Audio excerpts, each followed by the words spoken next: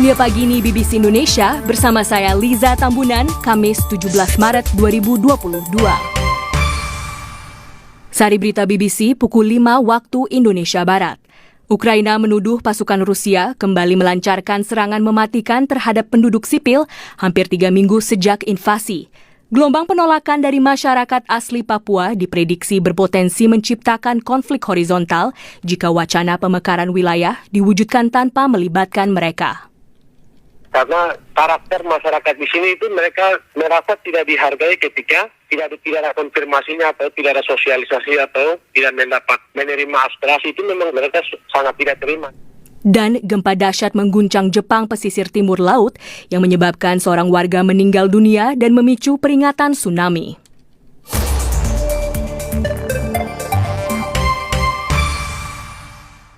Inilah berita selengkapnya. Pihak berwenang Ukraina menuduh pasukan Rusia kembali melancarkan serangan mematikan terhadap penduduk sipil hampir 3 minggu sejak invasi dilancarkan. Media pemerintah melaporkan setidaknya 10 orang tewas ketika mengantre membeli roti di Chernihiv, kota di utara yang dikepung. Rekaman video yang belum diuji kebenarannya menunjukkan mayat-mayat di jalan. Di wilayah selatan, militer Ukraina mengatakan Rusia menembaki konvoi warga sipil yang hendak menyelamatkan diri dari Mariupol. Warga terjebak di kota itu selama berminggu-minggu akibat gempuran intensif.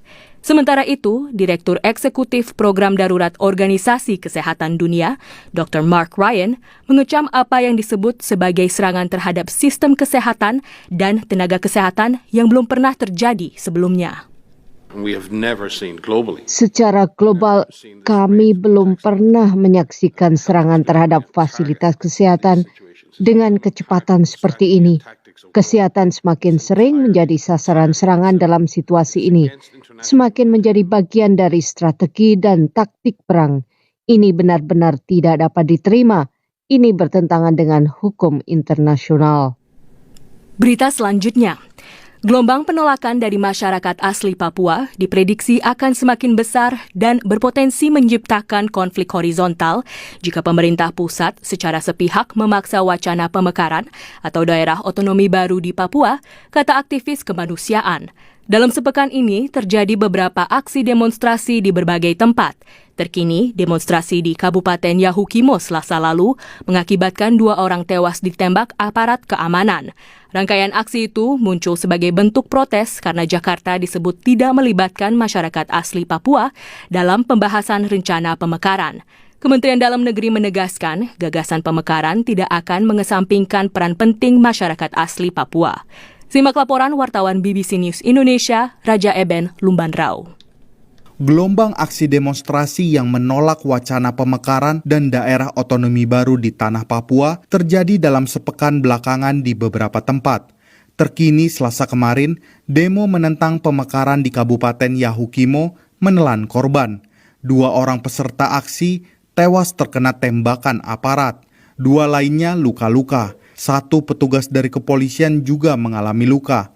Aksi penolakan berpotensi semakin memanas di Yahukimo jika pemerintah pusat tetap bersikukuh mengambil keputusan pemekaran secara sepihak tanpa melibatkan orang asli Papua, kata Ketua Solidaritas Pemuda Peduli Yahukimo, Otniel Sobolim. Kalau Jakarta terus dan pemerintah daerah tanpa konfirmasi atau kompromi dengan rakyat lalu memberikan blok itu sepihak, aksi protes itu memang akan berdampak. Karena karakter masyarakat di sini itu mereka merasa tidak dihargai ketika tidak ada konfirmasinya atau tidak ada sosialisasi atau tidak menerima aspirasi, itu memang mereka sangat tidak terima. Kepala suku Kimial di Yahukimo, Nopius Sialak, mengatakan mayoritas masyarakat akar rumput di Yahukimo yang terdiri dari 12 suku menolak rencana pemekaran wilayahnya. Alasannya, penerapan 20 tahun otonomi khusus di Papua tidak membawa perubahan ke masyarakat. Alasan lainnya, rencana pemekaran ini dikhawatirkan akan berdampak buruk. Dampaknya adalah ya masyarakat-masyarakat yang ada di kampung-kampung ini kan mereka hidup dengan kebiasaan-kebiasaan alam dan mereka tidak pernah mengalami kesakitan terus masalah-masalah yang lain mereka belum pernah hadapi. Tapi kalau kehadiran Kabupaten Baru itu ada perubahan-perubahan sistem dalam ekonomi, sosial, bahkan juga kebiasaan-kebiasaan budaya sehingga mereka tidak mau rata-rata hampir orang asli Papua, masyarakat di kampung-kampung itu mereka tidak bersekolah. Dari kabupaten pun mereka tidak akan turun dalam birokrasi pemerintahan, terus usaha kecil dalam mikro dan juga makro, dan juga ekonomi lainnya mereka tidak bisa untuk bersaing dengan orang-orang pendatang karena rata-rata mereka orang tidak bersekolah. Gelombang aksi penolakan menurut Direktur Elsam Papua Mateus Adadikam terjadi karena proses pembahasan gagasan pemekaran dilakukan secara sepihak oleh pemerintah pusat tanpa melibatkan masyarakat asli Papua. Yang kami sangat-sangat khawatirkan itu ke depan penyelesaian konflik Papua tidak akan seperti yang kita harapkan bahwa akan aman, akan tenang. Karena kita tahu bahwa ketidakpuasan dari masyarakat yang sebenarnya tidak menerima karena hal-hal yang dihadapi itu justru akan menimbulkan konflik, dan yang sangat harus kita hati-hati adalah konflik horizon di antara masyarakat di Papua. Pemerintah melalui Kementerian Dalam Negeri menegaskan usulan pemekaran di tanah Papua bukan dari pusat, melainkan berdasarkan permintaan dari masyarakat Papua. Usulan itu disampaikan mulai dari pertemuan tokoh-tokoh adat Papua dengan Presiden hingga pertemuan dengan seluruh bupati di daerah calon otonomi baru. Kemendagri juga menegaskan rencana pemekaran ini tidak akan mengesampingkan peran penting masyarakat asli Papua. Direktur Penataan Daerah, Otsus dan DPOD Kemendagri, Valentinus Sudaryanto. Kalau kita lihat di Pasal 76 ayat 4 Undang-Undang Nomor 2 Tahun 2021 itu telah mengamanatkan upaya proteksi terhadap orang asli Papua sebagai masyarakat asli. Itu jelas-jelas disebutkan di undang-undang tersebut, di dalam revisi tersebut. Jadi tidak perlu ada ketakutan sebenarnya, karena ini betul-betul undang-undang untuk orang asli Papua. Berdasarkan keterangan dari Kemendagri, 2 provinsi di Papua akan dimekarkan menjadi 5 provinsi dan kemudian diikuti beberapa kabupaten turunannya. Pendengar, di Jepang, seorang warga meninggal dunia dan puluhan lainnya luka ketika gempa dahsyat mengguncang wilayah pesisir timur laut. Aliran listrik putus ke setidaknya 2 juta rumah dan kereta peluru keluar dari rel. Tak seorang pun dari penumpang mengalami luka. Pihak berwenang Jepang mengeluarkan peringatan tsunami meskipun ombak yang mendarat tidak setinggi yang diperkirakan. Gempa terletak di dekat lokasi gempa yang menghancurkan pembangkit listrik tenaga nuklir Fukushima. Tidak terjadi kerusakan dalam gempa kali ini. Berita selanjutnya, Perdana Menteri Inggris Boris Johnson tiba di Arab Saudi dalam rangka lawatannya ke Teluk. Ia bertemu dengan putra mahkota Mohammed bin Salman di Riyadh untuk membicarakan tentang bagaimana Arab Saudi dapat membantu Barat mengurangi ketergantungan pada minyak dan gas Rusia. Sebelum ke Arab Saudi, Boris Johnson melawat ke Abu Dhabi dan mengadakan pertemuan dengan putra mahkota Uni Emirat Arab Mohammed bin Zayed. Keduanya sepakat meningkatkan kerjasama antara Inggris dan Uni Emirat Arab dalam bidang energi dan teknologi hijau, di samping meningkatkan kerjasama keamanan, pertahanan, dan intelijen.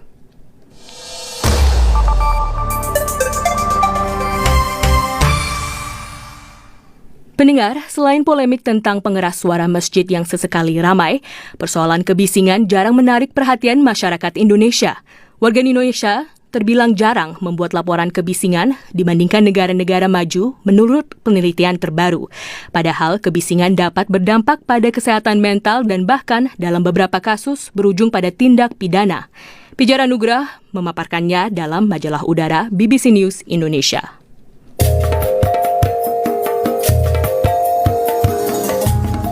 Pada tanggal 11 September tahun 2019, Ricky Mendoza dihukum penjara 4 bulan karena melempar bom molotov ke fasilitas milik PT Semen Padang.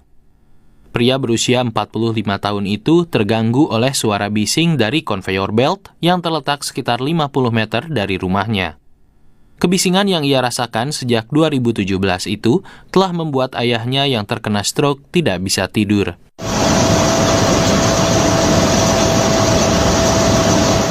Berbicara kepada BBC News Indonesia di rumahnya baru-baru ini, Ricky berkata ia menggunakan kekerasan setelah semua cara damai yang ditempuhnya gagal. Cara berteman sudah dipakai, cara badun sana sudah dipakai, cara orang terpelajar, terpendidik, surat menyurat sudah kita sampai, cara adat kita pakai, tapi enggak juga akhirnya cara preman. Dokumen pengadilan mengatakan Ricky melempar bom Molotov ke arah conveyor belt, mengakibatkan kebakaran besar sehingga operasional PT Semen Padang berhenti sementara.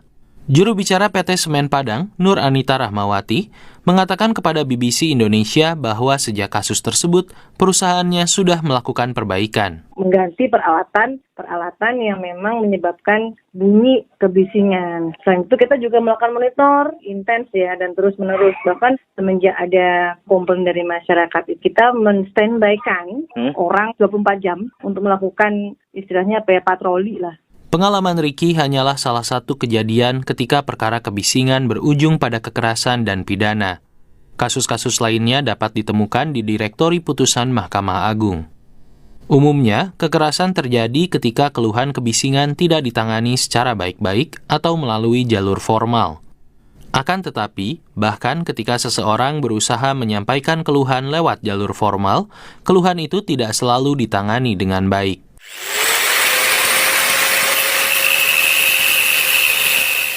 Hal itu dialami sendiri oleh guru besar akustik di Universitas Petra Surabaya, Christina Evi Utami Mediastika. Pada awal pandemi, suara bising dari bengkel furnitur sementara di dekat rumahnya membuat Evi dan keluarganya sulit berkonsentrasi. Bengkel itu dibuat oleh tetangga Evi untuk mengisi rumah barunya. Evi melapor ke RT, kelurahan, sampai ke pemerintah kota Surabaya. Akhirnya, beberapa staf Dinas Lingkungan Hidup turun ke lokasi untuk melakukan pengukuran. Namun, sebagai pakar akustik, Evi menyadari bahwa teknik pengukuran mereka tidak sesuai prosedur. Misalnya, alat yang dipakai untuk mengukur tidak lengkap. Mereka datang itu boson level meter. Boson level meter, saya bilang, berapa boson level meter? 2. Mana tripodnya? Nggak bawa. Loh, boson level meter itu harus dipasang di tripod, karena ketinggian pengukuran itu ada aturannya. Dinas Lingkungan Hidup kemudian menyatakan bahwa aktivitas bengkel furnitur tersebut tidak melebihi baku kawasan permukiman yang ditetapkan Keputusan Menteri Lingkungan Hidup Nomor 48 Tahun 1996, yaitu 55 desibel. Tidak terima, Evi mengajukan protes kepada Pemkot Surabaya dan kemudian melaporkan maladministrasi kepada Ombudsman. Setelah semua langkah itu gagal, Evi mengajukan gugatan fiktif positif kepada PT UN Surabaya, menuduh Pemkot gagal menanggapi keluhannya. Di pengadilan, petugas dinas bersikeras bahwa mereka punya standar pengukuran sendiri. Gugatan fiktif positif Evi ditolak, dan hakim memintanya untuk kembali menggugat lewat jalur perdata. Evi belum menyerah. Ia meneruskan keluhannya ke Kementerian Lingkungan Hidup dan Kehutanan di Jakarta. Namun KLHK mengembalikannya ke Dinas Lingkungan Hidup Surabaya yang menganggap kasusnya sudah selesai. Ya sudah, seperti itu. Terus Kementerian Lingkungan Hidup juga, ya sudah selesai. Nah, itu lucu sekali kan. Pengalaman Evi menunjukkan betapa susahnya meminta pihak berwenang untuk mengatasi masalah kebisingan. Menurut Evi, pengabaian dari pihak berwenang membuat masyarakat cenderung tidak acuh dengan kebisingan. Penelitiannya menemukan bahwa sejak tahun 2008 hingga 2021, hanya ada 180 keluhan kebisingan yang terdata secara daring di Indonesia. Bandingkan dengan negara tetangga, Singapura, yang setiap tahun ada 70.000 aduan. Evi mengatakan, warga Indonesia seharusnya lebih sadar akan apa yang ia sebut sebagai hak sonik. Kita punya hak kok untuk mengeluarkan bunyi, mengeluarkan suara, tapi apa yang membatasi hak kita? Hak orang lain untuk tidak mendengarkan suara. Nah, karena kita tidak aware dan semuanya ribet ternyata, lalu orang itu ya ketika diatur jadi gagap toh. Pendengar, penjelasan tersebut sekaligus menutup majalah udara pagi ini. Saya Pijar Anugrah, undur diri. Salam.